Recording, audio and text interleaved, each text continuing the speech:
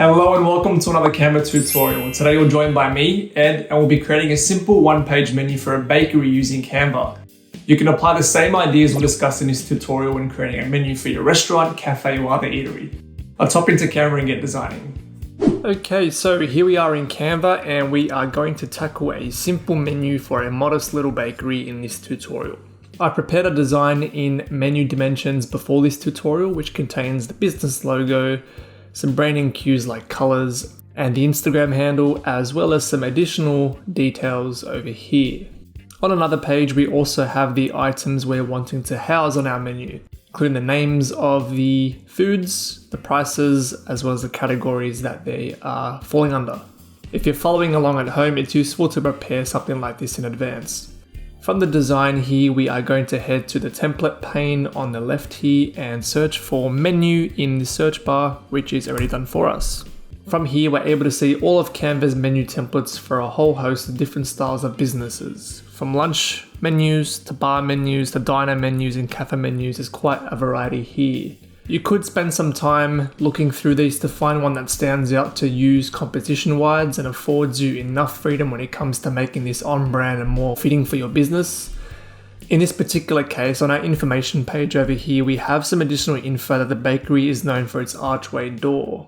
Let's add the word arch to our search query just to see what comes up. And here we go. I quite like this green template over here, which we can give a rebrand and recolor. I like how front and center the arch element is here, which I feel pairs particularly well with Grey Grain's brand and decor aesthetic. We can select this and get started. Let's just make sure we're on page 1 first, and let's port it in and we are good to go.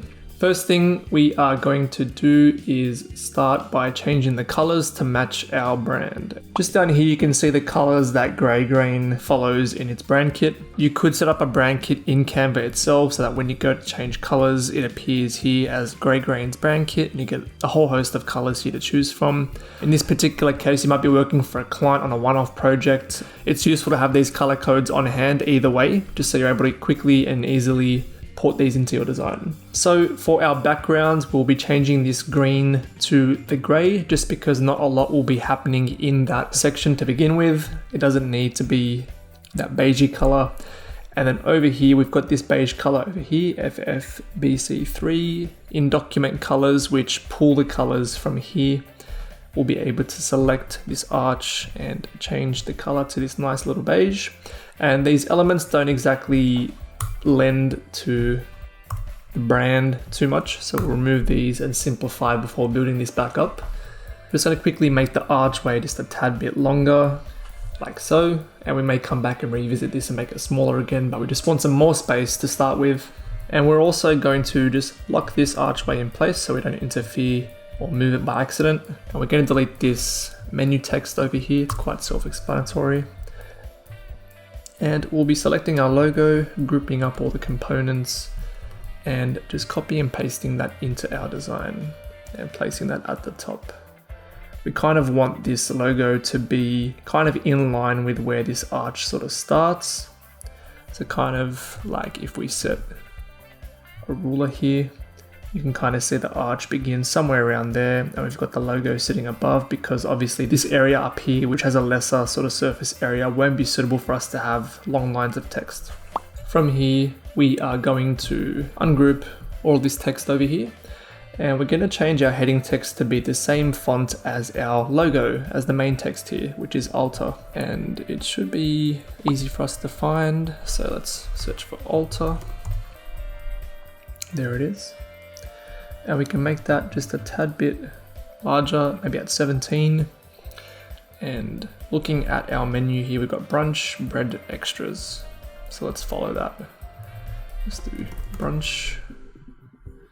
And then we can copy style using this option over here and select this text box down here just to copy the same font and text size down here. It's got brunch, bread, and extras. And once more. Extras. Our body text can remain as it is in this template, which is Lieber Baskerville. I feel like using this font here, which is Brittany's signature, which is the accent font or secondary font we have in our logo. I don't think that will be suitable to have as our items here. We kind of want this to be as legible as possible and as clearly to read as possible. So happy to keep this font the way it is for now. This is fine. We're now ready to add the bulk of our menu contents in, and we'll start with brunch. So let's select these, and it'll be a simple matter of copy and pasting to start with, and we'll see how that all looks. So this looks quite good. We've grouped these together. Let's move them up here. And now we'll do the same for the bread section. Let's copy all of these and let's paste them in here. Again, this is looking quite good. Let's group that together, move that further up. And then with extras, let's add our extras in, which are here. And we might just, yep, done. And let's group that.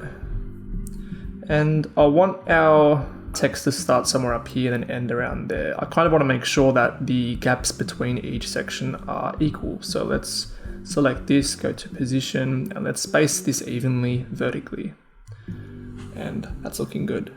From here, we also had a other section for additional info. What we can do for that is we can copy this, ungroup, remove this extras text, and keep this down here as a bit of a footer for that information that we have underneath other. And let's copy this and paste that in. And I've been using Command-C and Command-V on my MacBook to quickly copy and paste. You can also use Control-C and Control-V on your Windows computer to do this. And we'd also like to house our Instagram handle somewhere in this design. And at the very bottom of our design could be a good spot for this. So let's search for an Instagram logo. And we'll go for something solid so that it stands out. And let's bring that down here. And just put it here to begin with. Let's maybe make it just a tad bit smaller. That looks good.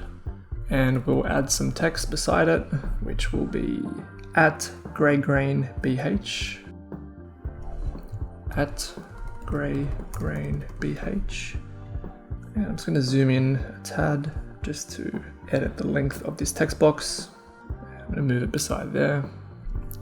And I'm going to change this to the color of our nice beige over here, cream color over here. And this text can probably take on the same color as our logo, can probably be black. Let's group these and center them. And let's fit this design to our page just so we can get a better look. And this is looking great. And it's looking quite empty at this point, so let's add a bit of personality. We can look for elements which further promote the type of business this is, like bread, butter knives, grains, etc. We could just hop into elements and search for stuff, but I like the fact that the logo itself has this beautiful grain element over here, and I think we can use this at greater length up here. So I've just copied and pasted that quite quickly, and I'm thinking we can layer this in a very subtle way like this. And potentially flip this horizontally and place it up here too. And I like how alongside this arch, these elements help to frame the information we have in our menu. And I like the fact that these overlap into the arch, which is quite nice.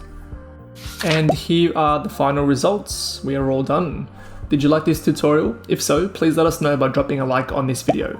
If you found any of the lessons here useful, we'd also love to hear it in the comments below. I'll catch you in the next tutorial. Ed signing off.